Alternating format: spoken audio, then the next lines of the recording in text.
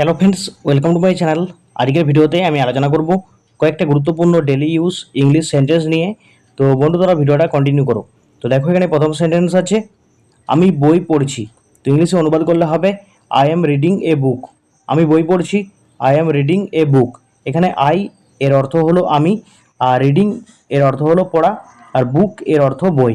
Next, we মানে আমরা, আমরা খেলা করছি।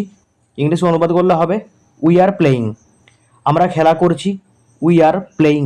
এখানে উই মানে আমরা, আর প্লে মানে খেলা। নেক্সট, আওয়ার, আওয়ার মানে আমাদের। এটা আমাদের বাড়ি, দিস ইজ আওয়ার হাউস। এটা আমাদের বাড়ি, দিস ইজ আওয়ার হাউস। এখানে এটা এর ইংরেজি হলো দিস, আর হাউস এর অর্থ হলো বাড়ি। নেক্সট, অ্যান্ড, অ্যান্ড মানে এবং। মহিমা ও মিলি দুই বোন। Mahima and Mili are two sisters. Mahima ও মিলি দুই বোন। Mahima and Mili are two sisters. তো বন্ধু দেখো, এই ভিডিওতে আমি কয়েকটা গুরুত্বপূর্ণ ডেলি ইউজ ইংলিশ সেন্টেন্স আলোচনা করলাম। তো ভিডিওটা কেমন লাগলো কমেন্টে জানাও। ভালো লাগলে লাইক করো, চ্যানেলটিকে সাবস্ক্রাইব করে দেখো।